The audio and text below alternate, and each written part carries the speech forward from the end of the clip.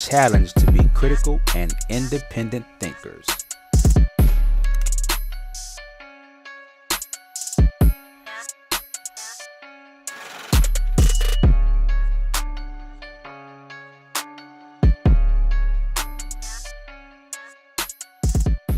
Let's get to it. Peace and blessings, beloved. I pray all is well with you and yours. And welcome to the Wake Up video series, Kareem Hunt edition. And in this video, we're going to take a look at the recent incident involving Kareem Hunt, formerly of the Kansas City Chiefs, as he was recently waived by the team. And we're going to focus on the importance of prudent decision making. I'm a firm believer that we should approach every decision as if it were a crossroads, because in effect it is. And we should understand the gravity of every decision that we make, short term and long term.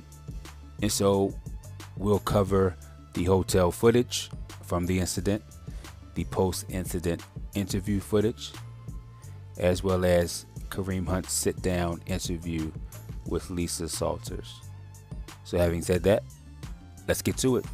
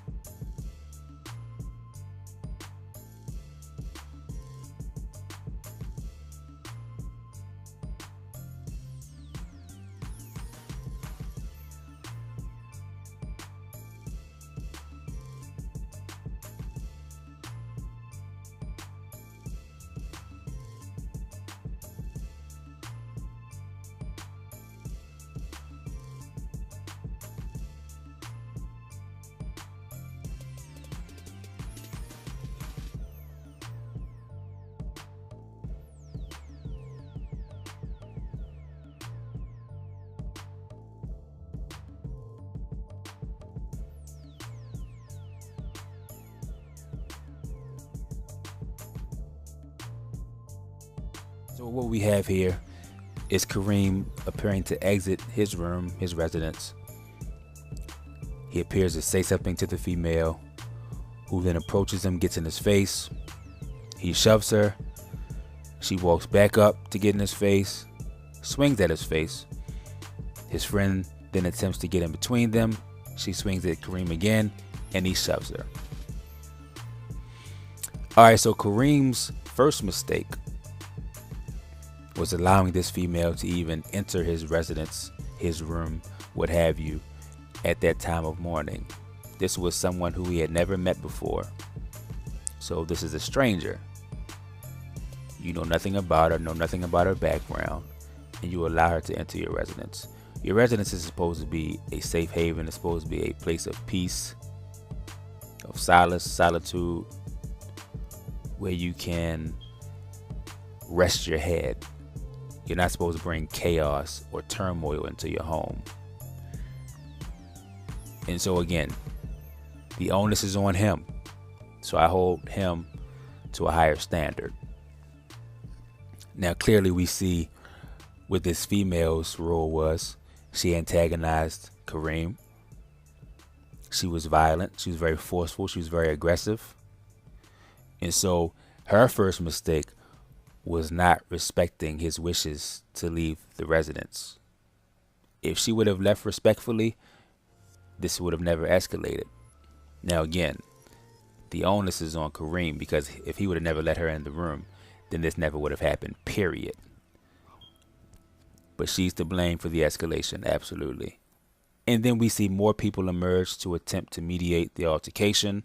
The female re-enters the camera frame and aggressively walks back up to confront Kareem.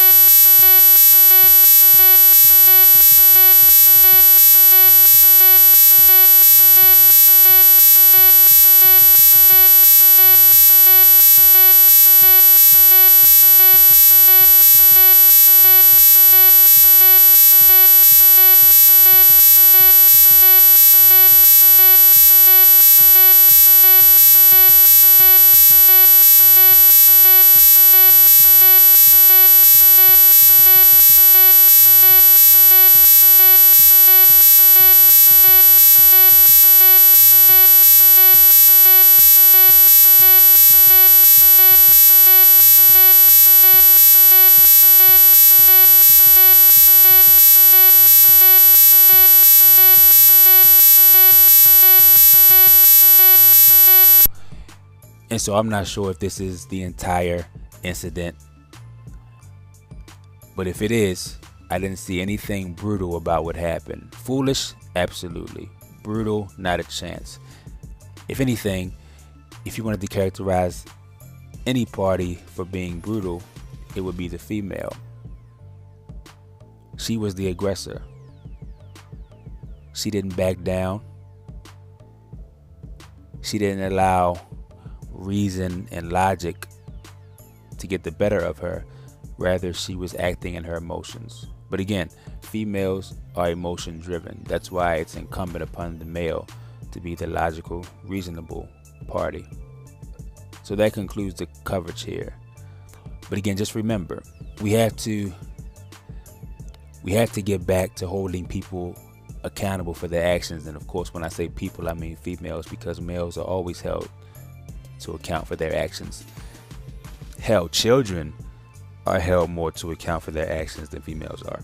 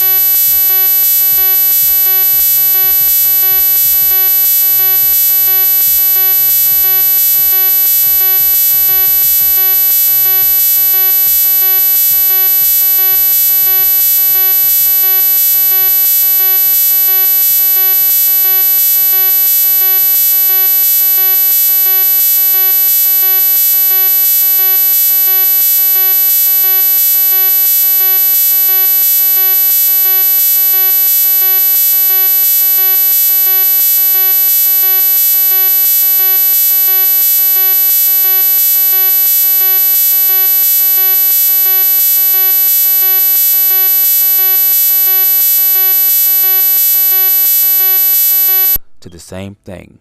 We talked about having values. We talked about who is in your circle. We talked about relationship dynamics and understanding who you're dealing with, whether they're a parasite or whether it's commensalism, mutualism, whether it's a symbiotic relationship. All of these things go hand in hand with being a righteous, upstanding individual. And that's what it's all about. I'm not trying to point any fingers, but I'm calling everybody to account for their actions. That's what mature people do. Were you guys able to talk to him? No, he was sleeping. Yeah, what's your first name? Kareem. Mr. Kareem. Okay, do you have your ID? So we're sitting outside of the hotel, just minding our own business, trying to find out how we're gonna get home. I'm calling my friends from Cleveland because I'm from Berea. I'm trying to find a way home, and this girl comes outside, like, what the frick, starts coming at me, that blonde girl. Like, why are you sitting out here? Like, what are you doing? Go home. I'm like, we're trying to find a way home.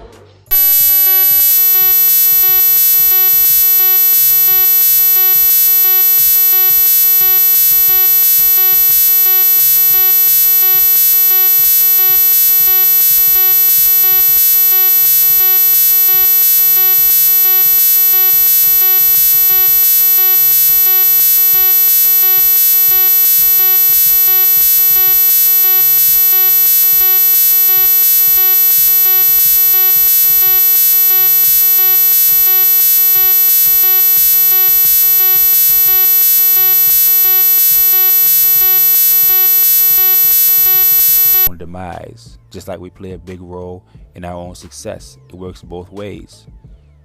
Every decision we make is a crossroads moment. Now we'll see as her story unfolds what else happened according to her, but I just wanted to point that out. Mature, responsible people always have a game plan. First and foremost, it's dangerous out here for male or female. You know, we always get this narrative that women are so afraid to walk outside at night by themselves and they have to have their keys in their hands. because they don't know if the big bad boogeyman is going to come after them as they attempt to get to their car. Well, let me tell you something. People who are out to commit criminal acts don't care if you're male or female. If they want to rob you, they're going to rob you. I've been robbed twice. I know plenty of males who have been victimized, assaulted, robbed, held at gunpoint. So the point is this: it's a cold world out here. There are people who have no regard for themselves, let alone any other person. So we have to start having real conversations and stop masking things behind narratives to fearmonger. Now, are women victimized? Are they assaulted? Yes, of course they are. But so are males. So are young people. So are old people. There are some evil people in this world. Period. So it behooves us to do everything in our power to put ourselves in a position to not be victimized. And being out at this time of the morning is not doing that. It's doing the opposite. I'm like, I don't know why you're coming at me, blah, blah, blah. And then he comes outside. First of all, he's calling his friends who are sitting down here. He's what? Kareem, his name. Okay, please. I just met him today. The person who assaulted me. He shoved me, he pushed me. Like, you can watch the videotapes, which I would like to see. That's possible. Also, I came down here after and I asked the front desk clerk in the white shirt if I could call 911. I'm not sure if that's against the law to deny that to a person at the front desk of a hotel. I asked him 3 separate times and he said, that's what you get for being a slut. And wouldn't let me call 911. Meanwhile, Kareem, the person who assaulted me, had my phone. I had no way of calling. Okay, that's your phone. Yes, they got it back for me. All right, so 2 things here. So you have this female who is so oblivious. I don't know, again, if she's inebriated or what. But she has the audacity to claim that she was assaulted. I mean, of course she was. But her position is that she wants the footage so she can show the policeman, because she's certainly the victim in this incident. And you know what? For the most part, without trying to pass judgment wrongly on this cop, he's probably going to take her side, because that's what the cops are trained to do. They are debt collectors and they are transporters.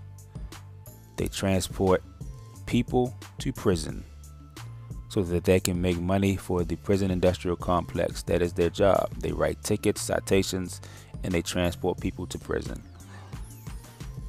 But anyway, back to this. So she's so oblivious, because she knows she's protected. She's insulated from any responsibility, from any penalty for her action.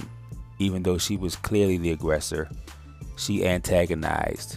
She was party to her own demise in this case. But she still wants to show the camera footage to the police. And then secondly, we have her attempting to call 911 from the hotel lobby. So that means what? She didn't have possession of a phone. She definitely owns a phone because she left it somewhere. So again, a responsible, mature person would not have left or lost his or her phone. We're responsible for our own actions. You're friends with Kareem? Who's Kareem? Kareem Hunt, plays for Kansas City Chiefs. Plays, okay. Oh, yeah. You guys use that first name? I didn't know. Okay. So Kareem plays for the Chiefs. Yeah. Running back. Okay. So I go to girls with a friend. I invited them to listen to the club tonight. We got to the club, like they're just overly drunk, as you can tell. And come to find out, they're not even 21, they're literally 19 years old. So did you hear that? 19 years old, overly drunk. That sounds like a law being broken, if I'm not mistaken. Underage drinking, the last time I checked, was definitely against the law. And the legal drinking age, as far as I understand, is 21. And so what we have here is the victim who has actually perpetrated a criminal act, a criminal offense. But you'll never hear that in the mainstream media. And of course, Kareem can't bring that up because he has to capitulate. He has to seem docile and remorseful and repentant, and so he can never say anything negative against this female. She's been covered. She's been insulated. Once again, she's been protected. And it's really sad because this young lady is not going to learn anything except for the fact that she can continue making poor decisions and be bailed out every time because the society reveres her. It empowers her. It emboldens her to cause chaos and to further the agenda that the powers that be want to continue. So it's incumbent upon us to be diligent, to be vigilant, to be aware, to be mindful, to be righteous, to not be fooled, to not be deceived, and to be willing to hold one another responsible, but more importantly, hold ourselves responsible for every decision that we make. And we found it upstairs, like, can you guys please leave us alone? Like, just go home. And they're in the hallway, like, sitting by the elevator. I come outside, I'm like, you guys are being too loudcast, just please leave us alone. And they're like, and then she started grabbing me in the back of my head, broke my necklace, like, everything. Kareem's girlfriend came out, her name was Nikki, she came out, like, being very nice. She's like, hey girls, guys, please leave. You guys are being just obnoxious, you guys are just bothering us, guys, please leave. And then they started attacking her, and then, like, they didn't really attack her, they kind of like, So basically, they want to get to this party that you guys were at? Or we're just really in our room trying to sleep. Just in your room sleeping. All right, so here we have an account from one of Kareem's friends saying that the female in question was belligerent, violent, even breaking his property, his necklace, and not heeding his request for her to leave, nor Kareem Hunt's girlfriend's request for her to leave them alone. And so again, a mature, responsible person, first of all, wouldn't allow themselves to be drunk to the point that they're out of control. I don't care what anybody says. To be drunk is to be out of control, and that's not a mature person's decision. I don't know anybody in their right mind who wants to be out of control. That makes no sense to me. But anyway, you have this female, again, not wanting to respectfully obey or heed a request by another human being who we're called to respect. They don't have any money, they can't get home. We literally gave them money, like, here's money for Uber, just go home, leave us alone. I came home, I gave them $20 for Uber home. And they're like, so complaining, like, she's like crying, like, why are you crying? There's no point for you to be crying right now. She started calling me the N-word, calling us niggers and shit like that. I'm like, chill, there's no point for you doing right now. We just want to go to sleep, just leave us alone.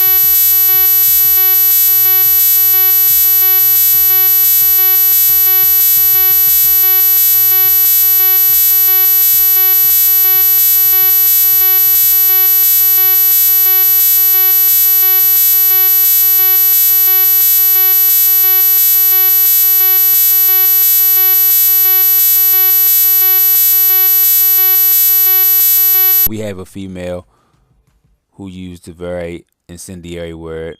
Now, I have my own beliefs about the N-word, nigger, whatever. But the point is that people use it with an intent. Sometimes it's an intent to welcome or greet someone. Sometimes the intent is to be malicious, to stir up trouble, to create chaos, to create conflict. So you decide what intent you think this female had for using that, particularly in response to the gentleman saying that he just wanted to be left alone and the fact that he gave her money to get an Uber. And then she kind of started getting aggressive, hitting us and started hitting Nikki. Nikki trying to break it up. Okay. I came in the hallway trying to grab her. I didn't like grab her. I was like, yo, I was trying to break it up. I got the with the two girls. And that was really good. And then security came up, and then they were just like being overly aggressive. Her phone's right here. She left her phone actually in her room. Yeah, so she said she would. So that's her phone. So which one is this one? The one right here you guys talking about? Yeah, the girl that's crying, dude, she's just being like, she's drunk right now, and then she's just freaking out. Her friend is calm, but she's just a mess. She's a mess. I don't know what's going on with her. Little one's crying to some else. Okay. Yeah, I literally tried to be like, we have money for you to leave, like everything, and she's just, I don't know what's going on. She's a mess. Her friend was fine. She's a mess. Now, you know what's interesting? I would love to hear the friend give an account of the events. And I want to know if she would be honest and forthright about her friend. And furthermore, while we're talking about friends, I definitely hold that female responsible for hanging around someone who would conduct themselves in such a way. Now, if I'm her, I would take a step back and look at this female and ask myself, is this the kind of person that I want to put myself in vulnerable situations with? Can I trust this person? Will this person have my back? Is she responsible enough to be able to hold me accountable for my actions? Will she be the type of person that will create chaos at every chance? The fact that she's drunk tells me that she enjoys losing control, losing her inhibitions. So really, is that the kind of person that I want to have in my circle, that I want to be able to confide in, and trust with secrets, and trust with having my back? So these are questions you have to really pay attention and monitor people's behavior. Listen to what they say, watch what they do. So again, if I'm her friend, then I'm thinking really hard. Actually, I'm not thinking hard. She's cut. That's it. I don't care if you say this is a one-off. No, this is not a one-off. I highly doubt this is the first time she's ever been drunk out in the wee hours of the morning trying to cause chaos and mischief. So she got to go. Now, I'm not saying that this friend is an angel, but we're saying, but you know, this is the sample size. The sample size is that the friend was in control. She was calm, cool, collected. And so I have to take that at face value and say that she's much more mature than her friend. And she really doesn't need that person in her life, because she's going to do nothing but drag her down. Because this situation could have been a lot worse. It could have ended really badly if this guy, Kareem, had have lost his temper even more so. He could have really hurt her badly. And even aside from that, the fact that she was in the presence of these strange people, things could have ended bad. That's all I'll say. Again, we cannot be party to our own demise. All right. So she didn't stay at the hotel first. No, she has. Okay, and you guys do stay here now? Yes, we live Okay. They can take our money from us. That's all they want is money. That's really all it is. They're trying to sue us for money. That's all it is. Sue you for money? Yeah, I swear to God. I promise you. Okay. Hey, girl to drive. Genuinely. She goes, she's like, you know he just hit me, blah, blah, blah. But like, I don't care who he has, the best agent in the East Coast doesn't matter. Like, he's doing it back. And I'm like, wait, what are you talking about? She's like, oh, yeah. All right, so these gentlemen are basically alluding to the female being after a money grab. And while I don't know that for sure, I would not be surprised if that is indeed the case. And that brings me perfectly to this last concluding point on this footage. Young men, young professional athletes, I implore you with all sincerity to take control of your life. and to be very vigilant, to be very diligent, to be very circumspect in how you conduct yourself day to day, who you allow to be in your circle, who you allow to be in control of your career, of your finances, of your moves after your professional sports career is over,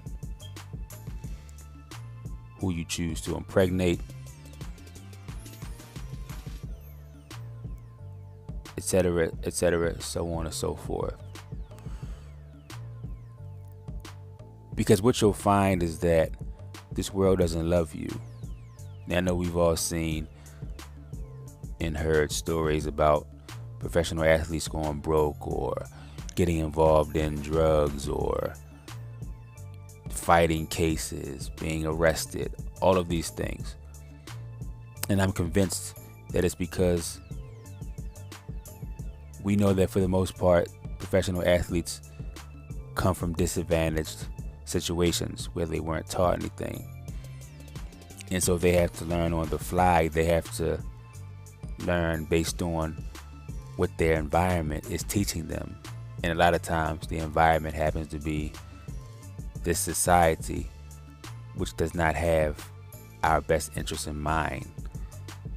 And we're further brainwashed and indoctrinated with these philosophies and ideologies about what life is and about what we should aspire to and look to obtain in order to have happiness.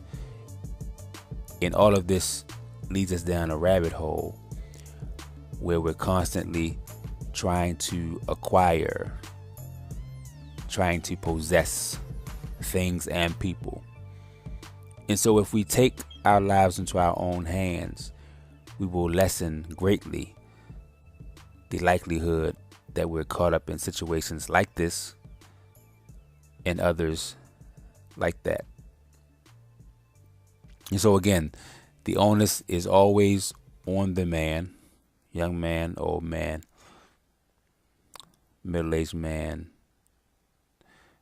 period. I hold you to a higher regard, but much more importantly, God holds you to a higher regard, a higher standard. And so it is my prayer that you begin to take life seriously and that you make it a point to be intentional about thinking of your future every day and making strides and making moves and making decisions that will properly set up your future so that you can not only be successful for yourself, but successful for other people, and that you'll understand what true success really means. All right, beloved, this brings us to the end of this coverage. As always, much love for the support. It definitely does not go unnoticed. I appreciate you all. And of course, I look forward to sharing and growing with you. So I'll just leave you with this. Men, women, we're responsible for our own actions. I don't care what the world tells you. I don't care what society tells you. My Lord and Savior, my God, my Creator, tells me that every man meaning mankind, man, woman, boy, and girl, will be called to account for their actions while on earth. So I ask you this: what does your life mean? What does your life stand for? What is your brand? If I ask anybody about you what their impression of you is, what would their response be? How would they characterize you? What would they say about you? What would they say about your strengths, about your weaknesses, about your decision-making prowess? What would they say about the company that you keep? All of these things should be considerations, not because you care what other people think, but because you know that if you're living a righteous life, then you understand what their answers will be already. And furthermore, I want to encourage you, because I know it's not easy. Life is not easy. In theory, things are simple, but we know that life throws us challenges on a daily basis. that we have to navigate and overcome. And so I want to encourage you, but in encouraging you, I have to hold you responsible for your decisions. Because again, this world is cold. It has no love for you. And even as a female, if you think about it, like I said earlier, you may feel empowered and emboldened now because you have an installation, a force field around you. You're in a bubble. But again, it's not doing you any good. It's doing you a disservice.